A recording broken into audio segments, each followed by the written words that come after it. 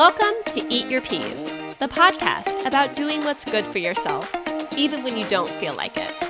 I'm Lilly Rachels, and I'm serving up bite-sized growth principles to help you build happier and healthier relationships. Hey guys, welcome back to Eat Your Peas. Today I want to give you the roadmap of what I use to get through hard things. So I'm currently going through some stuff, and in the past, I've let myself oftentimes get kind of lost in that and let that take over my world. And a couple of years ago, I came up with these 10 things that I could do to make myself stay on track and to make myself keep moving forward, even in the midst of grief or pain or whatever it is that's going on. So I'm going to share that with you. I will do a deeper dive into each of these things on the Instagram page. So if you're interested in that, head over to @EatYourPeasPodcast, and that will be coming out during the week. So here are my 10 things to help you get through the hard stuff. Number 1, identify what's going on and get real with yourself about your situation. Maybe you're going through a divorce. Maybe you just lost a loved one. Maybe your dream fell through or you got fired from your job. Whatever it is, get honest with yourself about what's going on. Write it down. You need to have that set point on this is where I'm starting so that you can start to work through the trauma or the grief or whatever happened that you need to grow through. Number 2, identify a support group. So 2 to 3 people that you feel comfortable being transparent with. People that you can call and share what's going on with. These people can hold you accountable and be supportive to you. And the reason you need that accountability is that sometimes we sit too long in the dark, right? If we're trying to do it all by ourselves, sometimes we wallow or we stay too long in the bad stuff. And when you have that accountability, it's someone holding you accountable to your healing. Someone who's there to say, hey, are you still working on this? How are you doing with this? And if you don't have someone like that in your life, this is the time to reach out to a therapist or a coach and get someone there for support and accountability.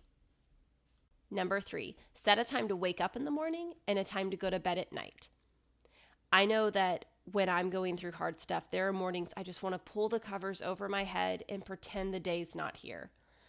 But you can't do that. You've got to get up, get that momentum going. In order to move through things, we need to establish routines. So set that time to wake up. And the same with going to bed. Pick a time that you will be in bed by. And guys, I know it can be so hard to fall asleep when your mind is going a million thoughts a minute and you can't turn it off. And I'm going to talk more about that on one of the lives about things you can do to help fall asleep. But set an alarm to wake up and set an alarm to go to bed. Number 4, nourish your body. Focus on eating vegetables, cutting down on the sugar, drinking enough water. Make sure you're eating enough meals. I know for me that when I'm going through hard things, I lose my appetite. So I have to be very conscious about making good food choices and just food choices in general to make sure that I'm getting enough calories. And you could be the opposite of that. Maybe you struggle with only munching on sugar and stuff. And that's going to give you a temporary hit of dopamine, but it's going to be fleeting. It's not going to help you move forward and process what's going on. So really concentrate on eating your vegetables, drinking your water, cutting down on sugar, and nourishing yourself. Number 5, move your body. Make sure you're moving for at least 30 minutes a day. If you need to break it up into 10-minute increments, that's completely fine. But whatever you have to do, get moving. Go for a walk, go for a run, do burpees, push-ups, sit-ups, go lift weights, go to yoga class, whatever feels good to you. I like to crank up the music and dance because it changes my state and it lifts my spirits. So go move your body. It's going to help you in the healing process. Number 6, educate yourself.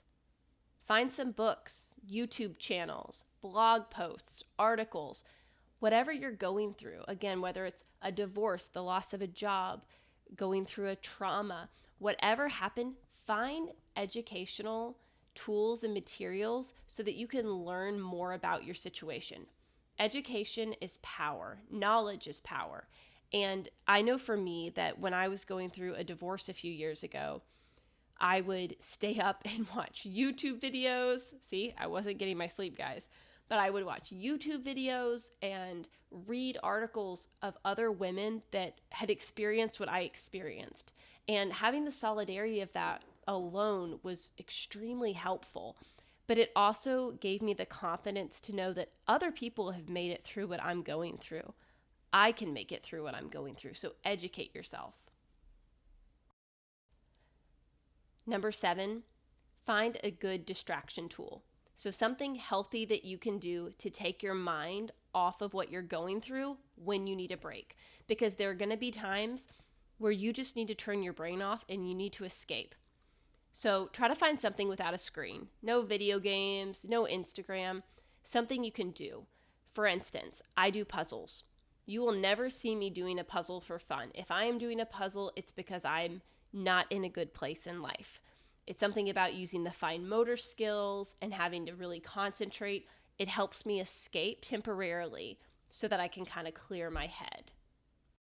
So maybe that's knitting for you, or reading, or maybe it's walking the dogs. But find a good, healthy distraction tool that is not like tech focused. So stay away from the phone. Find something you can do, especially something you could do with your hands. Number 8, make a list of the way you want to feel. So again, we have that anchor point in number 1. Number 8 is, where am I going? Because if you don't know where you're going, you're never going to get there. When I was in therapy a few years ago, the therapist asked me, how do you want to feel?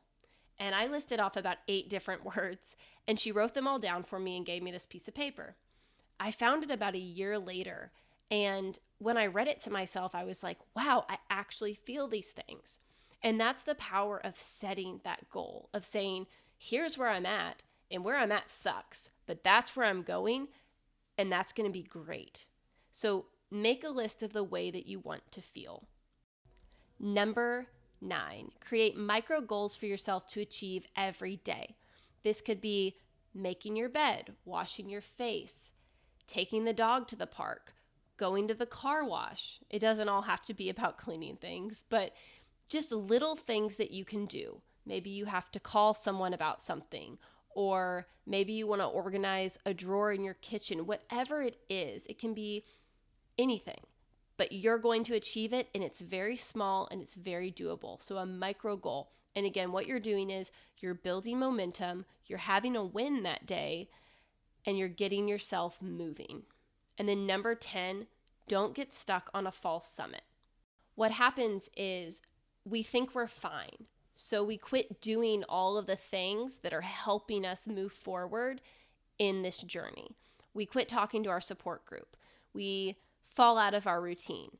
Maybe we're not moving our body. Maybe we're not creating those micro goals. Maybe we're not focusing on the way we want to feel because we're fine, right? But what happens is we get stuck on this false summit, and then all of a sudden we realize that we're not actually okay. We were just kind of in denial for a while. So don't get stuck there. Don't just stop because you feel fine. When you're working through grief or trauma or whatever you're going through, the hard stuff in life, give yourself time because it will take time. I know for me, I have been in a situation where I told all my friends I was okay. I was like, I'm good. I don't really need to talk about this anymore. And for about a 6-month period, I quit dealing with some hard things I was going through. And then one day it hit me like a ton of bricks. And I was like, I'm not okay. I need to go to therapy. So be really aware of those false summits where we think we're okay and we quit utilizing those resources and those people in our lives that can help us move forward. I hope this helps. Again, I'm going to do a deeper dive into each one of these things on the @EatYourPeace podcast on Instagram. And if you guys have any questions, shoot me a DM on there because I'd love to hear from you. And just know that you can get through this. You've just got to keep moving forward. You've got to keep trekking on. As our tagline says, it's about doing what's good for yourself, even when you don't feel like it. Don't forget to eat your peas this week, and don't forget that you can make it through the hard stuff.